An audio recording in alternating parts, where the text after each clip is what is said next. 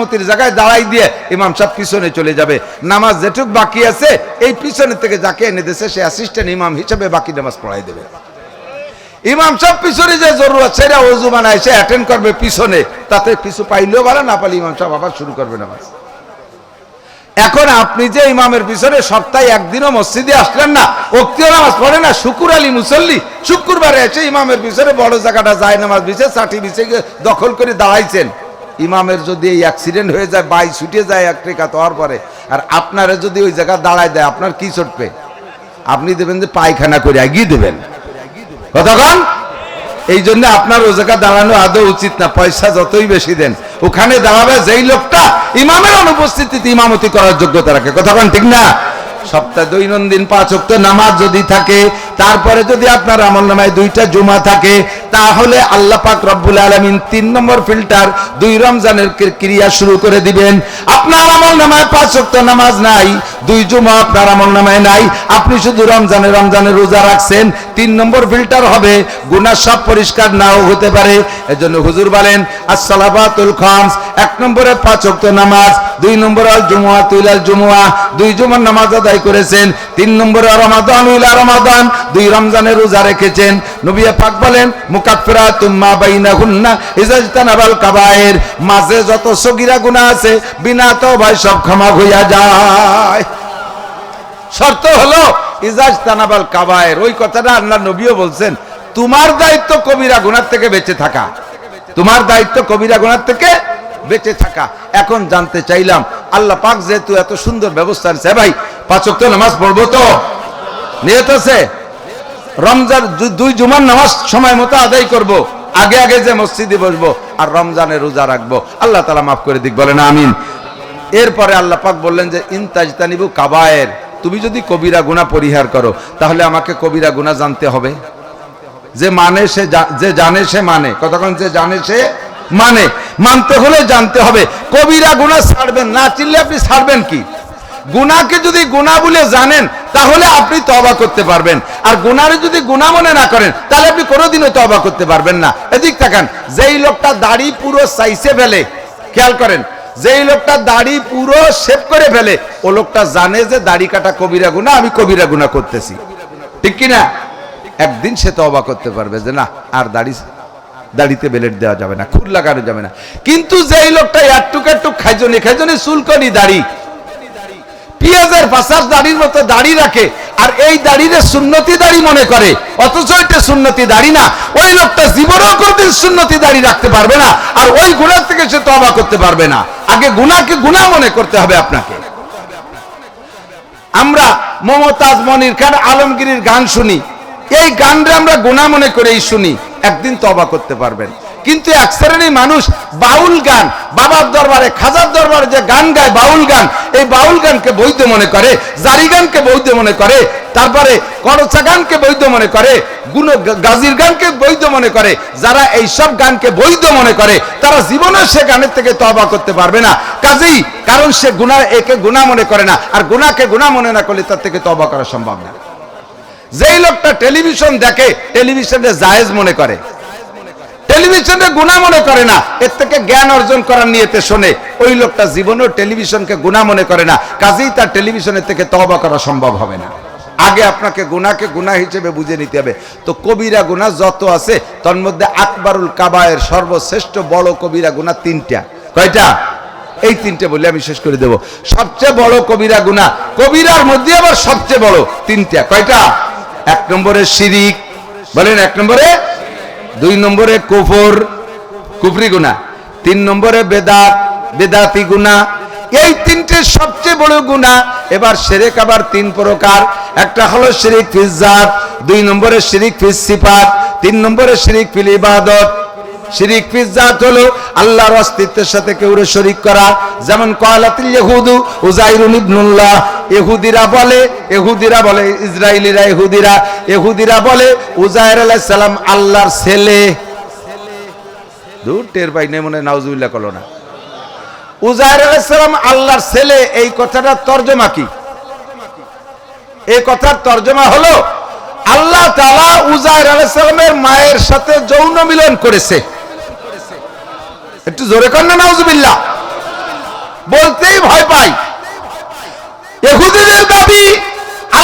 আল্লাহ উজাইর আলাইহিস সালামের মায়ের সাথে যৌন মিলন করে গর্ভধারণ করাইছে, সেই গর্ভের বাচ্চার নাম উজাইর। কাজেই আল্লাহ হলেন আল্লাহ, উজাইরের মা আল্লাহর স্ত্রী, আর উজাইর আল্লাহর ছেলে। তিনজন আল্লাহ, তিনজন আল্লাহ, একই পরিবারের তিন সদস্য, তিনজনের সমান অধিকার, সমান ক্ষমতা। এর নাম হলো শিরিক ফিজ জাত। ওয়াকালাতিন নাসারা মাসিহ ইবনুল্লাহ, আর নাসারারা খ্রিস্টানরা কয় ঈসা আলাইহিস সালাম আল্লাহর ছেলে, মারিয়াম আল্লাহর স্ত্রী, ঈসা আলাইহিস সালাম আল্লাহর ছেলে। একটু কন্না নাউজুবিল্লাহ। আমরা এই শিরক করি না, আমরা মুসলমানরা এই শিরকে আকীদায় বিশ্বাসী না।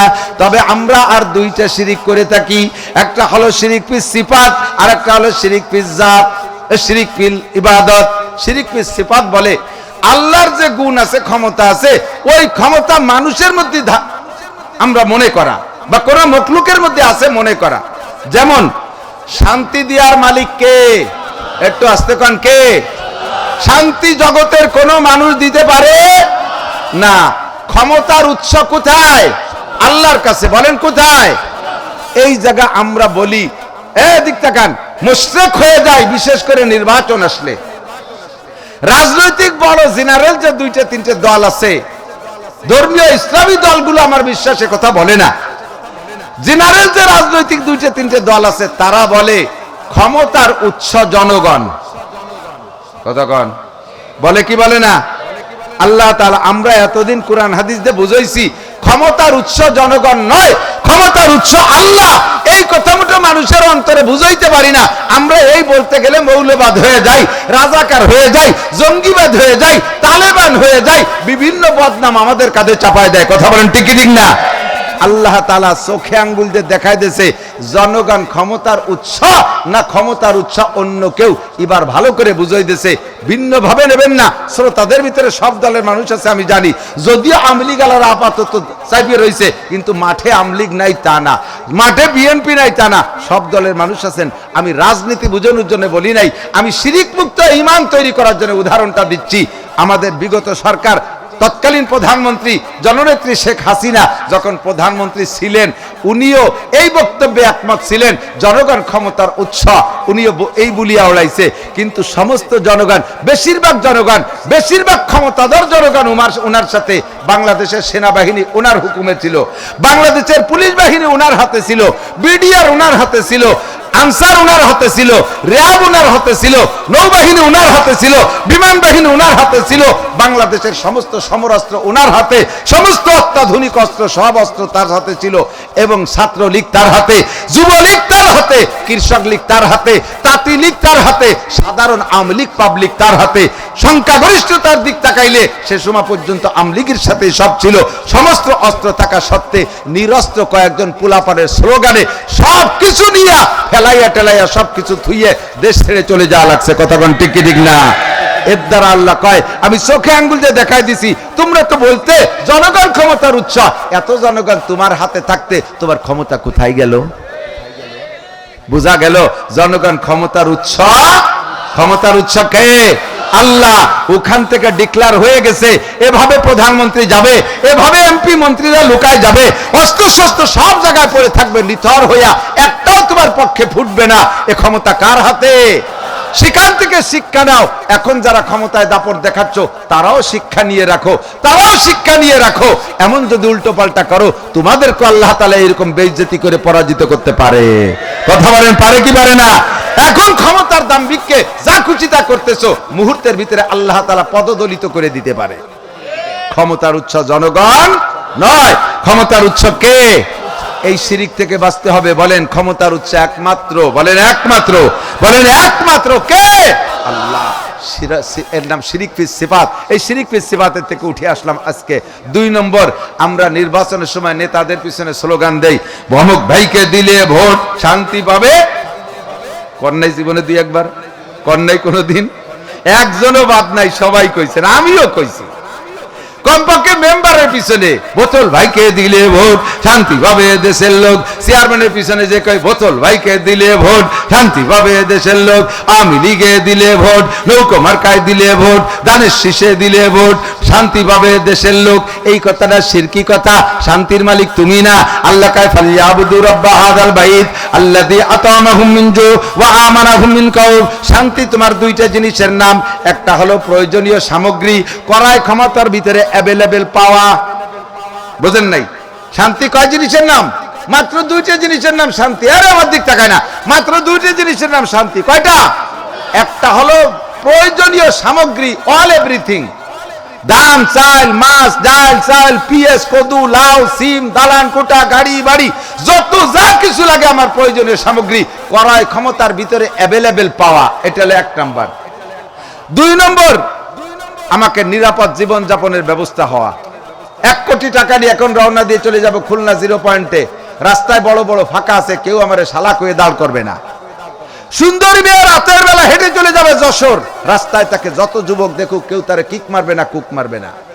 ঘরের ভিতরে 10 কোটি টাকা রেখে দরজা খুলে শুয়ে থাকবেন, ঘরের ভিতরে চোর ডাকাত ঢুকবে না, আপনি আরামে ঘুমাবেন, কোনো মিথ্যা মালি মামলা বা কোনো প্রকার মালি মামলা সন্ত্রাস ত্রাসের ভয় থাকবে না।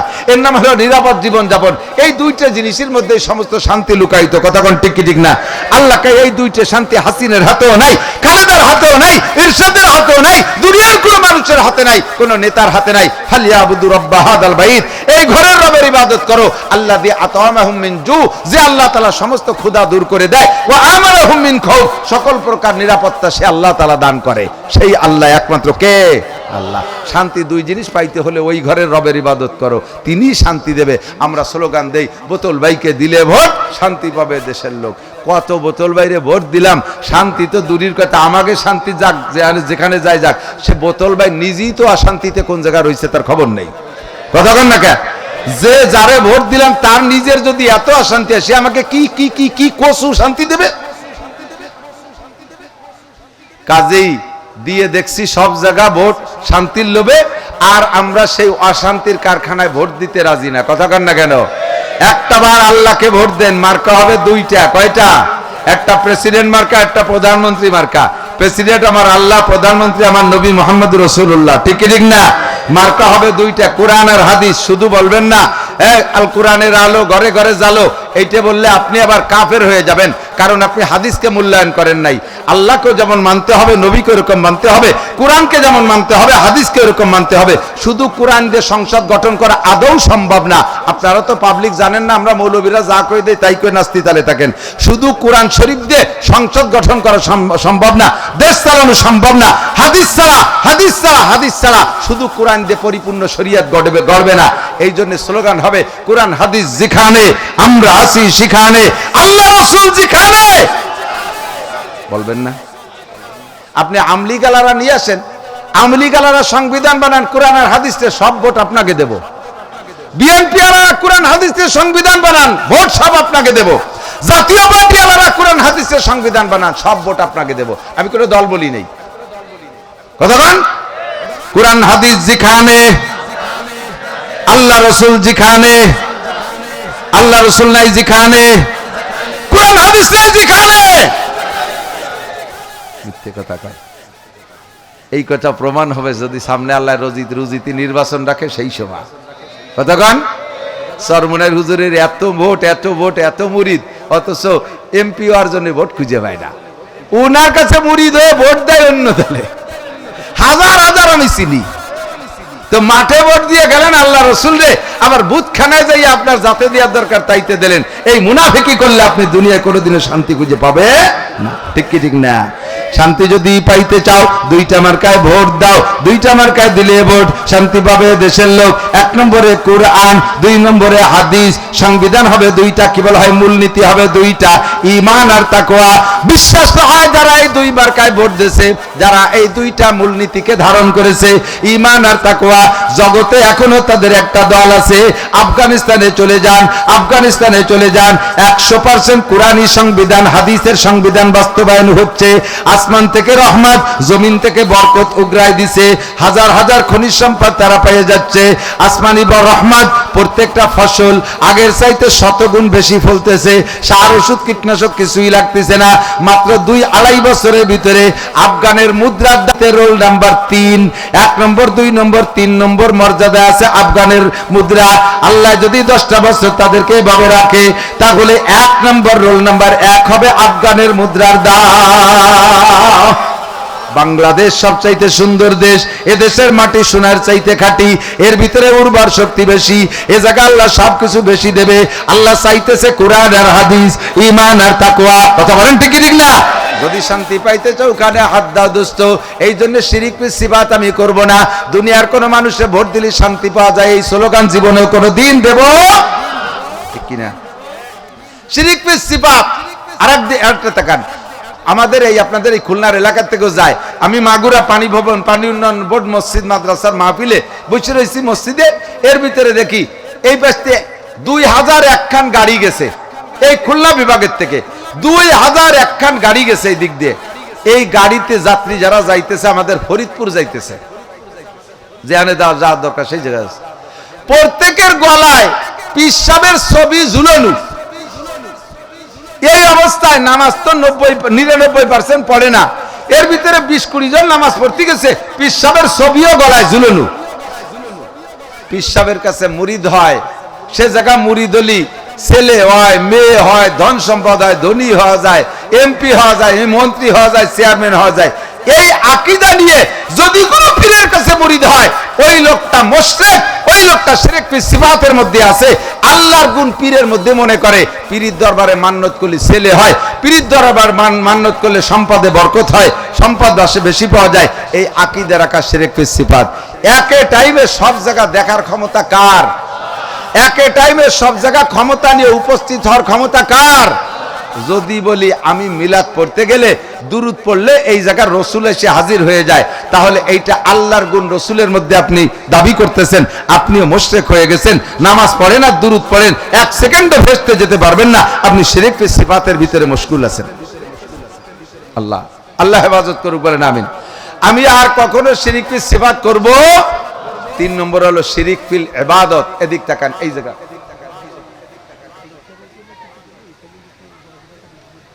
অত হয়ে গেছে, 1 মাঠে 2 সার দিলে মাটি নষ্ট হয়ে যায়। কালেকশন, অত কালেকশন একজন দিয়ে করাইতে, কালেকশন সবাই বানায়। আমি কালেকশন পারি না, ফরম লিয়ে দিছি, ওইগুলো আমার কানে দিলে মানে অজ নষ্ট হয়ে যায়। না আসে জায়গায় তকদিরি নেই, তারা দেই নেই। মাদ্রাসা করবেন আপনারা, 1 টাকাও কেউ দেবেন না, বসেন অজ হবে। ঠিক আছে? টাকা না দেওয়ার কথা কয়, ঠিক আছে। তা টাকা না দিলে মাদ্রাসা চলবে কি? রে সরকার দেয় নাই, দেবেও না কোনোদিন, আপনাকেই দিতে হবে। এদিক তাকান, ওয়াজ হয়ে যাকারে যত ভালো ওয়াজ করি শ্রোতাদের চাহিদা মিটবে, শ্রোতাদের জরুরত মিটবে, কিন্তু কর্তৃপক্ষের দান্দায় আছে টাকা উঠে দেবে কোন সময়। টাকা না হলে পারবো না। আমি কালেকশন আগেও করি না, পরেও করি না, কোনোদিন পারি না। যেদিন ফরমে লিখে দিছি কালেকশন করতে পারি না। আমারে দাওয়াত দিতে হলে, আমাদের ওয়াজ করাইতে হলে 2টি জিনিস খেয়াল রাখতে। 1 নম্বরে আমার কালেকশনের জিম্মাদার নিয়ে ওয়াজ হবে না। 2 নম্বরে টাইম ওভার হয়ে গেলে আমি রস করতে পারি না। আমি যে টাইম লিখে দেবো ওই টাইম আমার দিতে হবে, নইলে আমার আর কথা থাকে না, খুব নষ্ট হয়ে যায়, মন খারাপ হয়ে যায়। সব কিছু মিলে প্রতিকূল থাকলে ওয়াজ করা যায় না। আমি যেটা বলতে চাইছি সেটা হলো মানুষকে গুনাহ থেকে বাঁচানো সবচেয়ে বড় ইবাদত। হযরত আবু হুরায়রা রাদিয়াল্লাহু আনহু বলেন, হুজুর একদিন আমাদেরকে ডেকে বলতেছেন, আমি 5টা কথা বলবো, কে নিবা? আবু হুরায়রা বলেন, আমি দাঁড়িয়ে গেলাম। ফাখাযা বিয়াদি, হুজুর আমার হাত ধরলেন, হাত ধরে হাতের মধ্যে 5টা গুনলেন, ফাআদাহুন্না ফিহা, 5টা গুনলেন, গুনে 1 নম্বরটা বললেন, ইত্তাকিল মাহারিমা তাকুন আবাদান নাস। তুমি যদি সবচেয়ে বড় আবেদ হতে চাও, সবচেয়ে বড় আবেদ হতে চাও, তাহলে হুজুর বলেন নাই যে তুমি ডেলি 1 খতম কোরআন শরীফ পড়ো, সারা রাত জেগে ইবাদত করো, মাসে 2-5টা উমরা করো, তুমি লক্ষ লক্ষ টাকা দান করো, তুমি সারা বছর তাবলীগে থাকো, তুমি প্রত্যেক বছর কোনো পীরের দরবারে যাও। নবী পাক এমন কোনো পরামর্শ দেন নাই, অবিরাম জিকির করো, তোমার দান সম্পত্তি সব আল্লাহর রাস্তায় দান করে দাও, সারা বছর ময়দানে জিহাদ করো, তাহলে তুমি সবচেয়ে বড় আবেদ হবা। হুজুর এ কথা বলেন নাই, হুজুর বলেছেন ওই কথাটাই, ইত্তাকিল মাহারিম, যত হারাম আছে সমস্ত হারামের নাম কবিরা গুনাহ, সমস্ত হারাম ছেড়ে দাও, তাকুন আবাদান নাস, তাহলে তুমি হবা সবচেয়ে বড় আবেদ। সমস্ত হারাম ছেড়ে দাও, তাহলে তুমি হবা সবচেয়ে বড় আবেদ। এই জন্য আমি সবচেয়ে বড় আবেদ হইতে হলে হারাম ছাড়তে হবে। 1 নম্বরে হারামের ভিতরে শিরিক, 2 নম্বরে হারামের মধ্যে কুফর, শিরিকের ভিতরে 3 নম্বরটা একটু বলে নেই, শিরিক ফিল ইবাদত। শিরিক ফিল ইবাদত কাকে বলে? ইবাদত করতে গিয়ে আল্লাহ ছাড়া মানুষের কাছে প্রশংসার লোভ করা। খেয়াল করেন নাই? আমি যে ওয়াজ করতেছি এই ওয়াজটা কিন্তু ইবাদত। যত মাসালা বলবো প্রত্যেক মাসালায় আমি মোটা নেকি পাবো, প্রত্যেকটা বয়ানে আমি মোটা নেকি পাবো। বয়ান একটা ইবাদত, আপনারা শুনতেছেন, আপনারাও ইবাদতে নেকি পাচ্ছেন। এখন আমি এই ইবাদতের পিছনে যদি মানুষের কাছে প্রশংসার লোভ করি, আমি মনে মনে ভাবি দেখি আজকের বয়ানে প্রতিক্রিয়া কি আসে। এদিকে ওদিক থেকে চতুর্দিক দিয়ে আজকে ফাটাফাটি ওয়াজ হয়েছে, একেবারে যা বলার দরকার তাই বলছে, দারুণ ওয়াজ হয়েছে। এই শুনে বক্তা খুশিতে ভুলতি তালে তাই। এই যে খুশি হওয়া, আমার বয়ানে প্রশংসার লোভ করা, এটার নাম হলো শিরিক ফিল ইবাদত। বক্তা দেখেন না, ইদানিং ইউটিউবের যুগ আইছে, ফেসবুকের যুগ আইছে। বক্তা নিজের পোস্টার ফেসবুকে ছেড়ে দিয়ে এরপরে লেখে আজকে অমুক জায়গায় এই কয়টা থেকে এই কয়টা বয়ান আছে, এরপরে এই মাসে এতগুলো বয়ান করেছি, আগামী এতদিন পর্যন্ত মাহফিল আছে, এখন হেলিকপ্টারে যাইতেছি, এখন সরকারি গাড়ি আমার জন্য অফিসার সব পাঠিয়ে দিয়েছে। এই সমস্ত কথাগুলো যে ফেসবুকে ছাড়তিছ, তোমার বয়ানের দ্বারা ইহুদা বিহি ওয়া লা ইয়াতাদি, মানুষের হিদায়াত পেয়ে জান্নাতি হবে, তুমি বক্তা ওর দ্বারা কোনো ফায়দা পাবে না, তুমি শূন্য হাত, তুমি এগুলো করছো ভাইরাল হওয়ার জন্য। এর নাম হলো শিরিক ফিল ইবাদত। মসজিদেটা করে দিয়ে তার গায়ে নিজের নাম আর বাপের নাম নেম প্লেটে লিখতে হবে, এটা শিরিক ফিল ইবাদত, প্রশংসার জন্য। একটু পোস্টার করে দিয়ে, এটা আছে কিনা আমি জানি না, চশমা ছাড়া দেখতে পাচ্ছি না, পোস্টার করে দিয়ে একজনের টাকা দিয়ে পোস্টার করে নিচে লিখে দিয়েছে সৌজন্যে অমুক, সৌজন্যে চেয়ারম্যান, সৌজন্যে মেম্বার, সৌজন্যে নান্টু, সৌজন্যে বল্টু। তুমি সৌজন্য মানে প্রশংসা পাওয়ার জন্য করছো, প্রশংসা মানুষে করছে, ভালো বলছে, এই পর্যন্ত শেষ, একটা নেকিও তুমি পাবা না। 10,000 টাকা দিয়েছে মাদ্রাসায়, তার নামে মারহাবা দিলাম না কেন? এই জন্য সে খুব ক্ষুব্ধ, যে হুজুরে বলে হুজুর টাকা ফেরত দেন, আমার টাকা আমি দেবো না। সবার নামে মারহাবা কইছে, আমার নামে কইলো না, তাহলে টাকা দিয়েছেন আপনি মারহাবার লোভে, এইটা শিরিক ফিল ইবাদত। আপনারা জিজ্ঞেস করলে আপনি তো আগে নামাজ পড়তেন না, এখন যে নামাজ পড়েন, কয় যে বাড়ি মহিলাকে জ্বালায় থাকার কায়দা নেই, এই জন্যই দায় ঠেয়ে মসজিদে আইছি। তাহলে এই যে নামাজ পড়েন, এটা আল্লাহ রসুলের জন্য নয়, এই নামাজ পড়ছেন বাড়ি মহিলাদেরকে খুশি করার জন্য। কথা কন না কেন? আপনি তো আগে দাড়ি রাখতেন না, এখন যে দাড়ি রাখছেন, কয় যে আমার ছোট মেয়ের ছেলেটা আইছেন, আমার নাতি, সে আইছে, আমার মুখে হাত জ্বলতেছে, না না আমার দাদার দাড়ি আছে, তোমার দাড়ি নাই, তোমার দাড়িতে ডলা দিলে আমার হাত ছুলিয়ে যায়, সে কি করবো, লজ্জাতে দাড়ি না রেখে পারলাম না। তাহলে এই দাড়ি রাখছো তুমি আল্লাহ রসুলকে খুশি করার জন্য নয়, এই দাড়ি রাখছো নাতির চাপে, নাতির প্রেসারে, নাতিরে খুশি করার জন্য, এর নাম শিরিক ফিল ইবাদত। তুমি তাহাজ্জুদের নামাজ পড়ো, চার দোকানে গল্প মারো, একটা রাত তোমার তাহাজ্জুদ ছোটে না, এই গল্প মারো, এটার নাম শিরিক ফিল ইবাদত। অনেকে আছে তসবিহ পড়ে, এদিক দেখেন তসবিহ পড়ে, তসবিহ করে জিকির করে, কিন্তু হাতে এক গাছ তসবিহ নিয়ে বাজারের মধ্যে দিয়ে সুবহানাল্লাহ সুবহানাল্লাহ জিকির করো, তারপরে একটু মালা হাতে রাখো।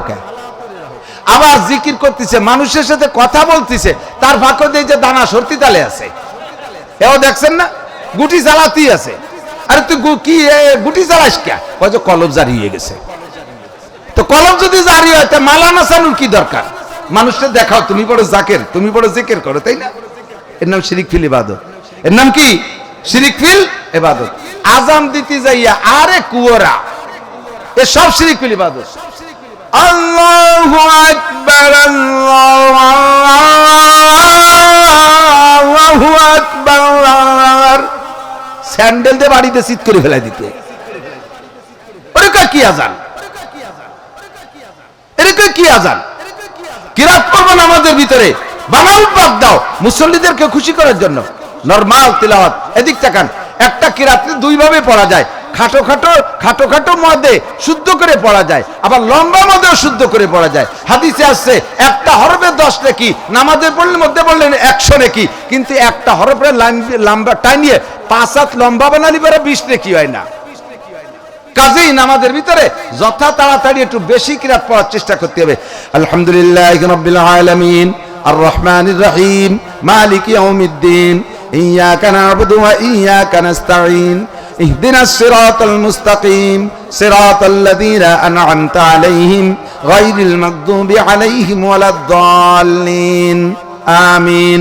والضحى والليل إذا سجى ما ودعك ربك وما قلى وللآخرة خير لك من الأولى ولسوف يعطيك ربك فترضى ألم يجدك يتيما فآوى ووجدك ضالا فهدى ووجدك عائلا فأغنى فأما اليتيم فلا تقهر وأما السائل فلا تنهر وأما بنعمة ربك فحدث। হাফেজ সাহেবরা লুকমা দেন, ভুল পড়ছি, আবার পড়লে পড়তে পারেন। قل يا أيها الكافرون, এর মাঝে 3 সূরা ভরি বেলা দিয়া যায়। এই বানাওটি তাকাল্লুফ, এটা শিরিক ফিল ইবাদত। কেন ভঙ্গি করতে যাবেন? সাধ্য অনুযায়ী নামাজের ভিতরে কিরাত একটু বেশি পড়েন, হরফ বেশি হোক, নেকি বেশি হয়ে যায়, তাতে ডক হয় না, ডকের দরকার নেই। কতক্ষণ কষ্ট পাচ্ছেন? অপ্রয়োজনীয় কথা বলছি। শিরিক ফিল ইবাদতের থেকে বাঁচেন, শিরিক ফিল ইবাদতের থেকে বাঁচেন। নামাজ পড়বো কার জন্য? রোজা রাখবো কার জন্য? সরমুনায় যাই কার জন্য? সরসিরে যান কার জন্য? ইস্তেমায় যান কার জন্য? আল্লাহর জন্য। ইস্তেমাতে আইছি আমি, যেদিন থেকে ইস্তেমা যা শুরু করছি সেদিন থেকে ইস্তেমা মিস করি নাই। বাস আপনার লাভ হয়, তা সাদ্দুকারে গল্প মারেন কেন? যখন থেকে চরমুনায় মুরিদ হইছি আমি 2 মাসুমের মাহফিল একটাও মিস করি না। আপনার লাভ হয়, গল্প মারেন কেন? যখন থেকে তাহাজ্জুদ শুরু করছি সেদিন থেকে তাহাজ্জুদ মিস করি না। আপনার লাভ, আপনি গল্প মারেন কেন? যেদিন থেকে তবলিগে গেছি নিসাবি চিল্লা বাদ দেই না, সব গুজারি মিস করি না, মাসে 3 দিন মিস করি না। আপনার লাভ, গল্প মারেন কেন? এবার হজ করি আইসে এই চেয়ার আছে এখানে একটা মাহফিলির স্টেজে, দেই যে চেয়ারটা খালি, ও জায়গা কেউ নাই। আমি বললাম যে এই চেয়ারটা খালি খালি পড়ে রয়েছে, ওই চেয়ার নামায় তো নয়, উঠে কেউ বসেন। কয় যে না না, ও চেয়ার নামানোও যাবে না, ওর পর বসাও যাবে না। কেন? কে চেয়ারে সুত লাগছে নাকি?